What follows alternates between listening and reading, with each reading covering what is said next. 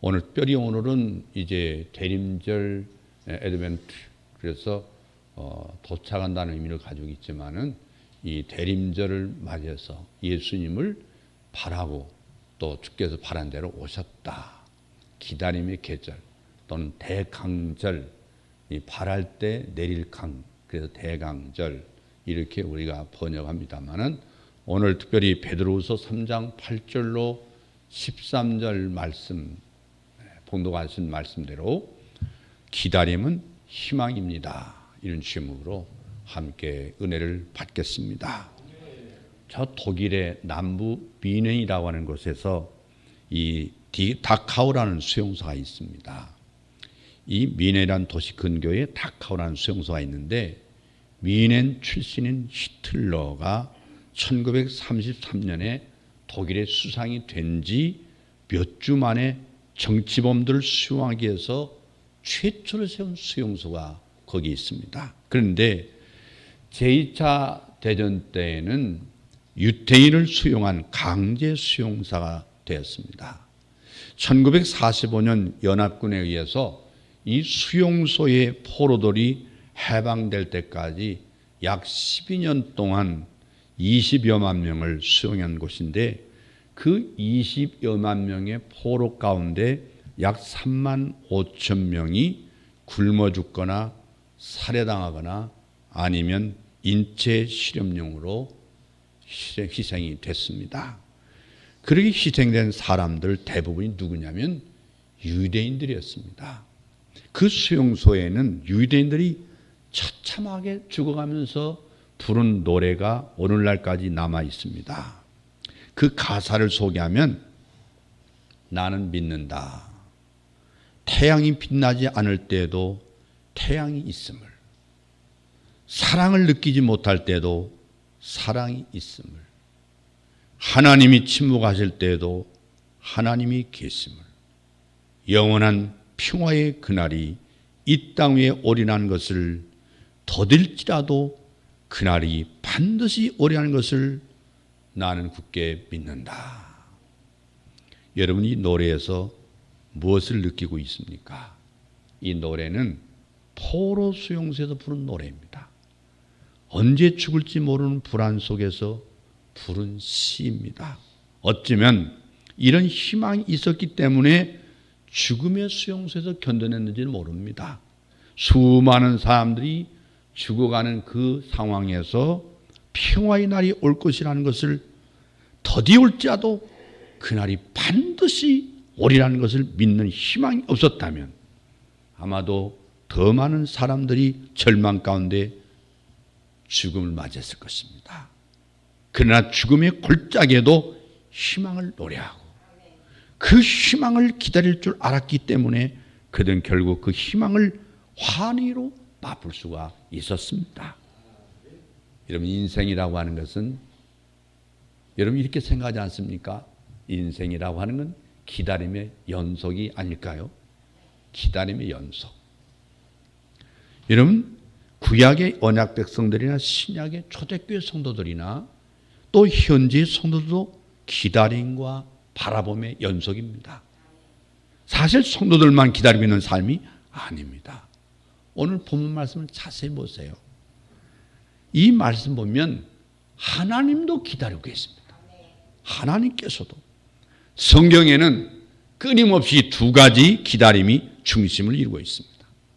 구약 성경에 보면 이 땅에 오실 메시아에 대한 기다림이라면 신약 성경은 다시 오실 예수님에 대한 기다림이 기록되어 있습니다. 인생은 기다림입니다. 하루하루 일상에서 작은 기다림이 있는데 여러분, 버스 타기 전에 그 버스를 타기 위해서 길게 늘어서 있는 행렬 속에 기다림이 있습니다. 남편의 퇴근 시간을 맞춰서 따뜻한 저녁을 준비하는 아내의 손길이 기다리고 있습니다. 또한 꿈을 이루기 위한 인생 설계에는 큰 기다림이 있습니다. 봄철에 씨를 뿌리는 농부의 마음속에는 기다림이 있습니다. 밤잠을 설쳐가면서 공부하는 학생들이 보호 속에도 기다림이 있습니다. 이렇듯 우리네 인생은 크고 작은 기다림으로 가득 차 있다고 할 수 있습니다. 그런데 이 기다림에도 실패가 있고 성공이 있는 걸 여러분 아십니까? 실패가 있고 성공이 있습니다. 기쁨과 행복으로 기다리는 사람과 두려움으로 기다리는 사람이 있습니다. 오늘 본문 10절 말씀 보시면요. 우리 다 같이 읽겠습니다. 그러나 주의 날이 도둑같이 오리니 그날에는 하늘이 큰 소리로 떠나가고 물질이 뜨거운 불에 풀어지고 땅과 그 중에 있는 모든 일이 드러나리로다. 이런 기다림 중에는요. 피하고 싶은 끔찍한 기다림이 있습니다. 갚을 길이 막막한데 빚쟁이가 정해놓은 그날을 맞아야 하는 기다림은요. 그 자체가 고통입니다. 심한 통증을 견디면서 초조하게 수술대에 누워서 수술 시간을 맞이하는 그 기다림은 그 자체가 두려움입니다. 모든 걸 포기하고 형 집행 시간을 맞이하는 사형수, 그 사형수의 기다림은 그 자체는 절망일 것입니다. 우리 인생에 이런 기다림은 없어야 하겠습니다. 그러나 기다림 중에는 우리를 행복하게 만드는 아름다운 기다림이 또 있습니다. 결혼 날짜를 잡아놓고 그날을 준비하는 신랑 신부의 기다림은 행복 그 자체입니다. 달력에 하루하루 가입표를 표시하며 제대할 날을 기다리는 말년병의 기다림은 그 희망 자체입니다. 이런 기다림은 정말 아름다운 기다림이라고 생각합니다. 여러분, 신앙도 기다림입니다. 신앙이란 하나님의 약속을 믿고 그 약속이 이루어지기를 기다리는 것입니다. 그래서 성경은 기다림의 연속인 듯 합니다. 노아가 이 홍수로 심판하시겠다는 하나님의 약속을 믿고 방주를 지으며 무려 120년을 기다렸습니다. 그렇지만 노아같이 기다림으로 살지 않는 자들에게 많은 손가락질 당했습니다. 사람들이 보기에는 이 노아가 미친 사람이었어요. 미친 사람. 아니 산꼭대기에다 배를 만들어 놓고 홍수가 난다고 하나님 말씀했다고 기다리고 있는 그 자체를 볼 때 아마 많은 사람들이 미쳤다고 욕을 많이 했을 겁니다. 그는 기다림 때문에 자신들처럼 살지 않고 고난의 삶을 사는 것처럼 보였기 때문에 미친 사람이라고 비난했습니다. 그렇지만 하나님께서 말씀하신 대로 그날은 왔습니다. 홍수로 말미암아 죄악에 빠져있던 모든 사람이 심판을 받았습니다. 기다리며 준비했던 노아의 가족을 제하고는 전부 다 죽었습니다. 그리고 하나님께서 이스라엘 민족을 이루실 때 처음으로 택한 사람이 아브라함이죠. 그는 나이 75살에 부름받았습니다. 하나님의 부르실 때에 그는 자신이 살던 땅과 아비 친척을 버리고 떠났습니다. 그렇지만 하나님이 부르신 곳에서 오랜 시간의 그 기다림 시간을 보내야 했습니다. 그가 100세가 되어서야 부르심을 입고 그리고 또 25년이 지나서야 큰 민족을 이루어주려는 그 약속의 씨앗 이삭을 얻게 됩니다. 아들 이삭을 얻어요.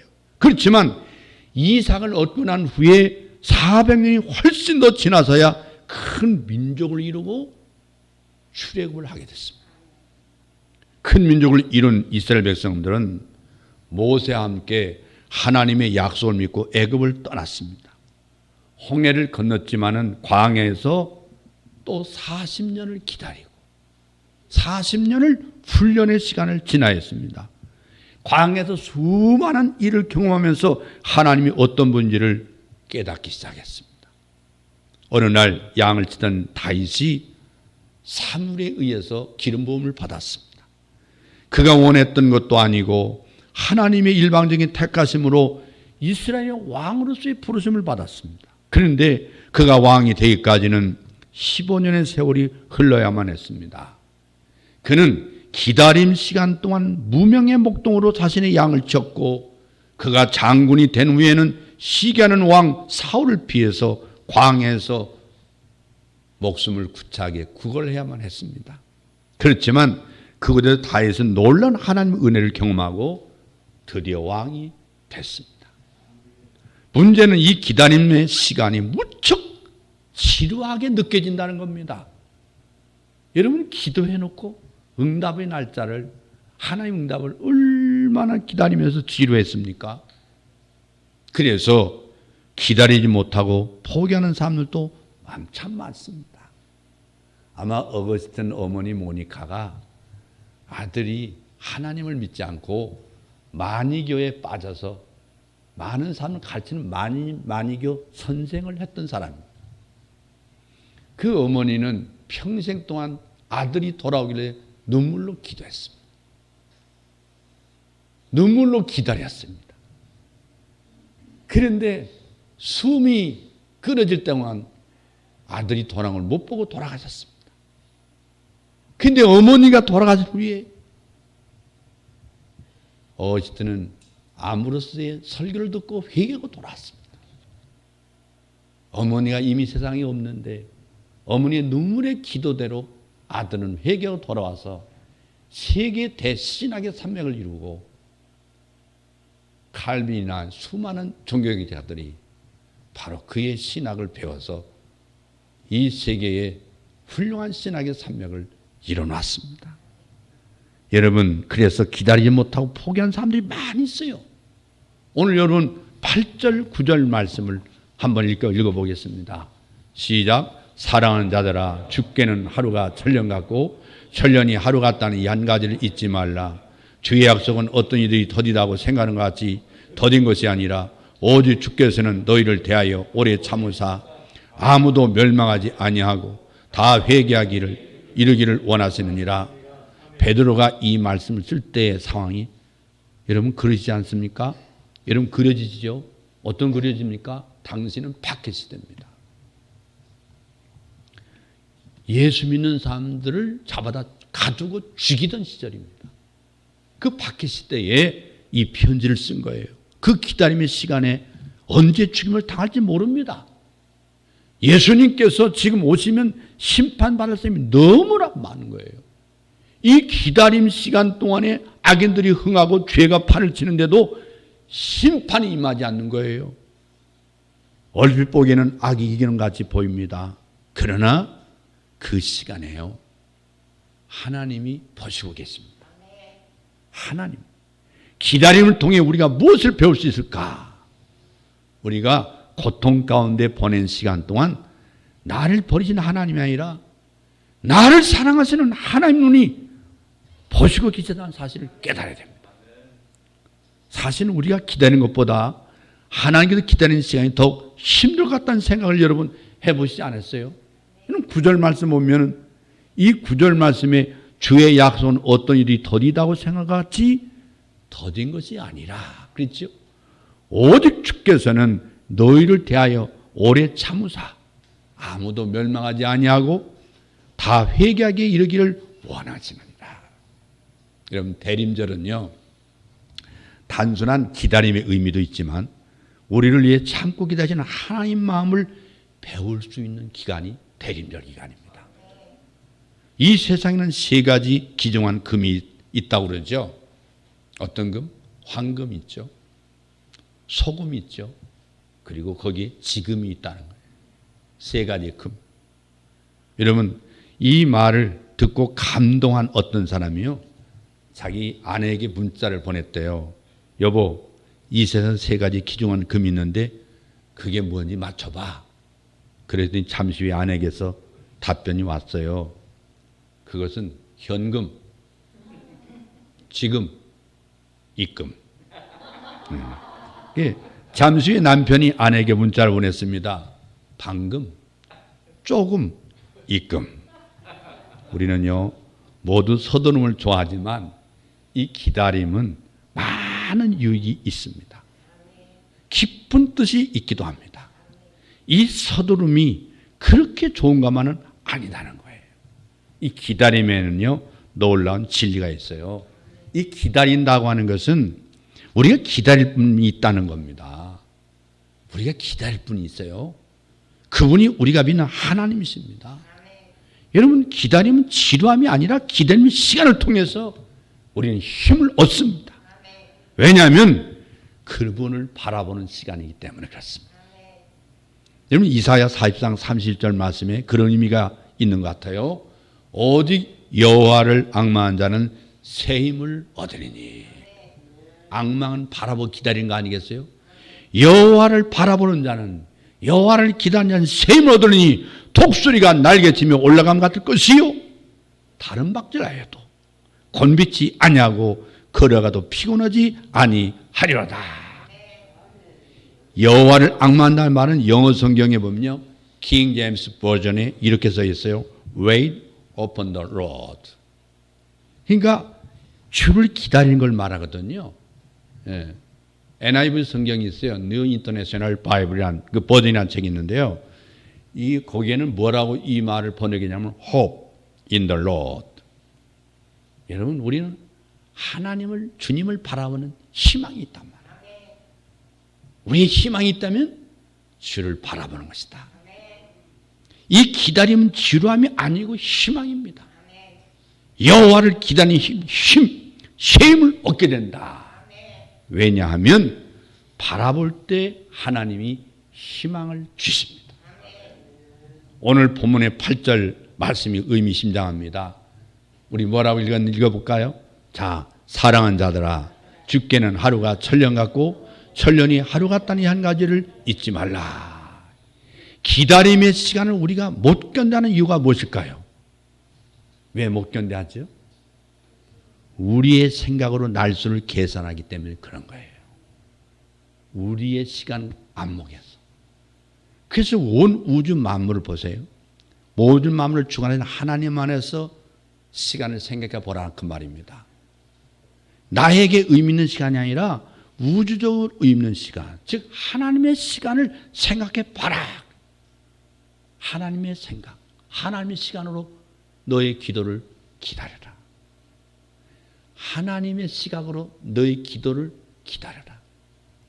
우리가 믿음을 가지고 하나님 기다리는 것은요, 우주적인 관점인 하나님의 시간이라는 것을 깨달아야 됩니다. 하나님의 시간. 이 우주적 관점에서 기다림이라는 것은 하나님과의 지속적인 관계를 가지고 있는 거예요. 마태복음 24장 44절을 보면요, 너희도 아는 바니 만일 집주인이 도둑이 어느 시각에 올 줄을 알았더라면 깨어있어 그 집을 뚫지 못하게 하였으리라. 이러므로 너희도 준비하고 있으라. 생각지 않은 때의 인자가 오리라. 주님께서 다시 오실 그날을 준비하고 기다리라는 말씀이에요. 그렇습니다. 기다리는 사람들은 준비하는 사람들이에요.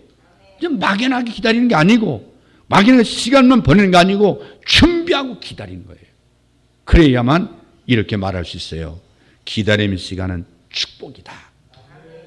그런데 어떻게 기다리는가 축복이 될까요? 오늘 10절로 13절 보시겠습니다. 그러나 주의 날이 도둑같이 오리니 그 날에는 하늘이 큰 소리로 떠나가고 물질이 뜨거운 불에 풀어지고 땅과 그 중에 있는 모든 일이 드러나리로다. 이 모든 것이 이렇게 풀어지니 너희가 어떤 사람이 되어야 마땅하냐? 거룩한 행실과 경건함으로 하나님의 날이 임하기를 바라며 간절히 사모하라. 그날에 하늘이 불에 타서 풀어지고 물질이 뜨거운 물에 녹아지려니와 우리는 그의 약속대로 의가 있는 곳인 새하늘과 새 땅을 바라보는도다. 기다림은요, 우리의 기다림으로 완성되는 게 아닙니다. 이미 완성하신 것을 믿음으로 기다리고 기쁨으로 고대하는 거예요. 여기 아주 중요한 신앙적인 기다림과 비신앙적인 기다림의 차이가 있어요. 기다리는 그 기다림이 우리의 노력으로 이루려고 한다면 그건 정말 지루하고 정말 고단한 시간이에요. 고난의 시간일 겁니다. 근데 왜냐하면 불가능합니다. 우리의 노력으로는 점점 우리가 낙마하게 만들어버립니다. 근데 기다림이 절대로 그렇다면 복음이 안 되는 거예요. 내 시각에 맞춘 기다림? 아닙니다. 여기 신앙의 역설이 있어요. 신앙적인 역설. 오늘 본문 말씀 보면요, 기록하는 그 상황, 그 상황을 삶의 정황이라고 말하는데 독일어로 말하면 시침 레벤 그런 의미입니다. 삶의 정황. 그 상황의 정황이 뭐였어요? 박해 시대입니다. 그런데 베드로는 그의 편지에서 수도 없이 그 박해받는 상황에서 뭐라고 말합니까? 다 같이 기뻐하고 즐거워하라. 기뻐하고 즐거워하라. 이 말을 강조하고 있어요. 예수 믿기 힘든 시대예요. 박해를 받고 있어요. 들키면 붙들어다 감옥에 가두고 매로 때리고 죽이기도 합니다. 그런데 그 박해를 기뻐하라고 하고 있어요. 기쁨으로 기다려라. 이 박해 시대를 지나면서 기다림이 행복할 수 있는 것은 우리가 이루는 것이 아니기 때문에 기쁜 거예요. 어떤 이미 이루어놓으신 하나님의 역사를 기쁨으로 기다려라. 오늘 본문 13절이 아주 중요합니다. 우리는 그의 약속대로 의가 있는 곳인 새하늘과 새 땅을 바라보도다. 약속대로 이미 이루신 복음의 역사, 하나님 구속사를 기다리는 거예요. 새하늘과 새 땅은 언약대로 이미 우리 가운데 임하여 완성된 나라인 줄로 믿습니다. 기다림은 그런데 결코 쉽지 않습니다. AD 64년경에요. 그 유명한 네로 황제가 박해가 아주 있었던 시대죠. 주님께서 빨리 오신다면 이제 자신에게 어떤 일이 일어날지 모르는 그런 시대입니다. 터키에 가보니까 제가 터키에서 카타콤이라는 지하 동굴을 들어갔습니다. 그 좁은 미로 같은 지하 무덤이 있어요. 거기에. 그리고 신앙을 지키고 살아야 했던 사람들에게 자신의 사랑하는 사람들이 순교당하는 고통을 목격해야 했던 그 크리스찬들에게 그 시간이 얼마나 지루하고 힘들었겠습니까? 그렇지만 그들의 삶이 그렇게 비극적이 아니었다는데 놀랍습니다. 당시 순교기에 보면요, 죽어가는 크리스찬들을 바라보며 하나님을 믿는 사람들이 줄어든 게 아니고 점점점 늘어났다는 거예요. 이게 하나님의 역사가 아니고는 무슨 역사예요? 사람의 역사는 절망이지만요, 하나님이 준비한 일이기 때문에 그 박해 속에서 수많은 사람들이 죽어가는 속에서도 예수 믿는 사람들이 더 늘어났다는 거예요. 결국 로마의 황제는요, 예수 믿는 사람들을 죽이지 말라고 금했습니다. 오히려 용기 있는 크리스찬들의 모습을 보면서 로마 시민들이 감동했다고 그래요. 또다시 힘든 시간이 찾아왔습니다. 이제는 순교의 영광이 없어졌어요. 오히려요, 배교의 치욕으로 말하면 회유하는 자들이 생기기 시작했어요. 그 순교자 폴리갑이 죽기 전에 로마의 군인들이요, 그를 회유했어요. 주님을 모른다고 하면 살려주겠다. 그러자 폴리갑은 그랬습니다. 내 평생 예수님은 나를 한 번도 모른다고 하지 않았는데 내가 어찌 주님을 모른다고 부인할 수 있느냐. 오히려 순교를 택했습니다. 폴리갑은 죽음 가운데 새하늘과 새 땅을 보았습니다. 기다린다는 것은 가슴 설레는 말이죠. 그리고 기다린 것이 축복임을 알 때 초조하지만 지루함이 아닌 희망의 시간을 갖게 될 줄로 믿습니다. 오늘 보면 11절 보면 이 모든 것이 이렇게 풀어지니 너희가 어떠한 사람이 되어야 마땅하냐? 거룩한 행실과 경건함으로. 베드로 사도가 우리에게 권면하는 게 뭔지 아세요? 그날은 반드시 온다는 거예요. 예수님 반드시 오는 걸 믿습니까? 그런데 그날을 삼하는 사람이 되도록 준비하라는 거예요. 어떻게 준비하면 기다려야 되느냐? 거룩한 행실을 갖고 경건한 삶을 가라. 그러니까 거룩한 holy life, 더구나 이 piety, 거룩하게 살아라. 경건하게 살아라. 아기 예수님을 기다리는 사람들에게도 그 기다림이 뭐였겠어요? 희망이었어요. 희망. 그 희망의 끈을 놓지 않고 기다렸기 때문에 기다렸던 그 아기 예수님을 만났어요. 기쁨의 노래를 부를 수 있었어요. 예수님이 탄생하는 당시에요, 이스라엘 백성들이 메시아를 기다리고 있었어요. 예수님께서 오셔서 뒤틀린 세상을 올바로 바꿔주길 희망하는 메시아관을 가지고 있었거든요. 그런데 정작 그렇게 기다리는 메시아가 오셨음에도 그들 가운데 그 메시아를 만난 사람은 그렇게 많지 않습니다. 아니 세상은요 그분을 모실 준비가 되어 있지 않았던 거예요. 그 예수님께서 태어나시던 날 베들레헴의 그 많은 집들과 여관방 어느 한 구석조차 예수님을 위해서 준비한 장소가 없었어요. 그래서 예수님께서 마구간 한 기둥이를 빌어서 이 땅에 오셨습니다. 아기 예수님께서 어머니 마리아의 품에 안겨 예루살렘 성전을 찾아갔지만요. 그 성전을 오가는 수많은 사람들 가운데 오직 두 사람만 예수님 만나는 기쁨을 누렸어요. 여러분 눈치챘죠? 예수님의 오심을 보았던 두 노인 이야기가 누가복음 2장에 나와 있어요. 한 사람은 시몬이라고 불리는 사람인데요. 그 누가복음 2장 25절 보면 예루살렘에 시몬이라는 사람이 있으니 이 사람은 의롭고 경건하여 이스라엘의 의로를 기다리는 자라 성령이 그에 계시더라. 또 한 사람이 있어요. 안나라는 선자가 있는데 37절 보면 과부가 되고 그랬어요. 어려서 과부가 돼서 84세가 되었더라. 이 사람이 성전을 떠나지 않냐고 주야로 금식하며 기도함으로 섬기더니 그분들은요 오신다고 약속한 대로 이 땅에 오신 메시아를 만나는 영광을 누리는 노인들이었습니다. 노인들. 거룩하고 경건한 삶을 살았던 분이 그 당시 두 분밖에 없었다는 얘기 아니겠어요? 단 두 사람. 본문 12절 보십시오. 하나님 날이 임하기를 바라보며 간절히 사모하라. 그날에 하늘이 불에 타서 부러지고 물질이 뜨거운 불에 녹아지려니와. 그 날을 사모하는 사람은 그날이 기다리는 사람입니다. 그날이 얼마나 기다려져요. 그렇기 때문에 마음과 마음의 행실을 거룩하고 경건함으로 자기의 신앙의 정도를 지켰다는 거예요.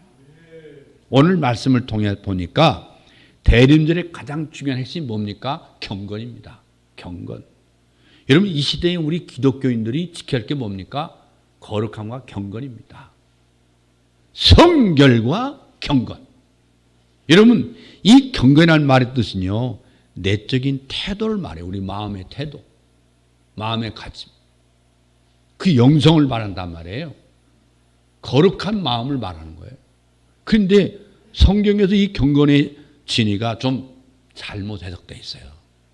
우리말 성경은 성경 번역이 좀 잘못됐습니다. 왜냐하면 초창기 한국에 기독교가 들어와서 번역할 때 저 유교적인 한자, 유교적인 개념 속에서 번역한 거예요. 경건을. 유교적으로. 그러다 보니까 이 성경의 원어가 원래는요, 유세베이야. 유세베이야. 이게 몹시 어려운 한자로 그걸 번역해버린 거예요. 유세베이라는 말은요, 유라는 접두에다가 세베이야. 이 말이 결합된 복합 단어입니다. 그러니까 유라는 말은 영어로 표현하자면 웰이라는 뜻이고요. 그 다음에 세베이야. 바로 뭐예요? 봉사한다. 섬긴다. 그러니까 경건이라고 하는 것은 뭐냐면 하나님의 약속하신 것을 의심 없이 믿고 기쁨으로 기다리는 걸 말하는 거예요. 유교적인 그런 뭘 하지 말아야 되고 뭘 해서는 안 되고 이런 얘기가 아니고요.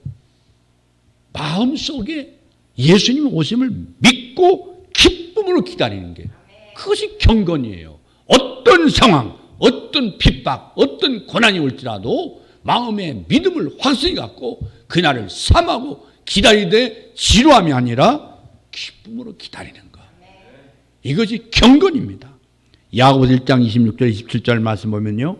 누구든지 스스로 경건하다 생각하며 자기 혀를 재갈 물리지 아니하고 자기 마음을 속이면 이 사람의 경건은 헛것이라. 하나님 아버지 앞에서 정결하고 더름이 없는 경건은 곧 과와 과부를 그 환난 중에 돌보고 또 자기를 지켜 새 속에 물들지 아니하는 그것이라. 오늘 본문 11절에도 보면요. 너희가 어떤 사람이 되어야 마땅하냐. 이 말이 누가 한 얘기예요? 베드로가 한 얘기예요. 베드로가 경건의 모양은 없으나 경건의 능력 또한 없도다. 이 경건의 모양은 있지만 경건의 능력이 없다. 이게 경건은 언약을 믿고 사는 사람들이기 때문에 하나님 앞과 사람 앞에서 정직하게 서는 거예요. 이게 경건의 능력이거든요. 당당히 서는 거. 나는 주 예수를 믿습니다. 나는 예수 믿고 나는 마음에 평안을 얻었습니다. 내 마음에 주님의 샬롬이 있습니다. 그래서 나는 기쁩니다.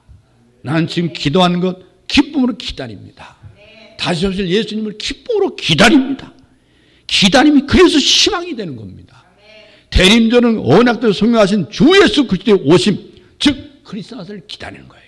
여러분 초대교회 성도들이 죽임을 당하는 모습들이 인상을 찌고 안 죽겠다고 소리 바라바락 지르고 내 죄 없는 애를 나를 죽이느냐고 그냥 아등바등하고 억지로 죽임을 보았다면 로마 사람들이 예수 믿었겠습니까? 그 사람들이 예수 믿었겠어요?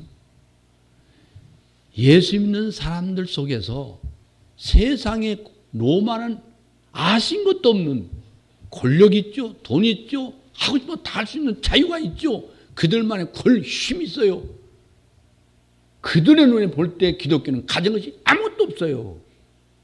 그런데 그들 속에 가지지 못한 힘이 있어요. 얼굴이 평안이 있어요. 기쁨이 있어요. 여유만만한 웃음이 있어요.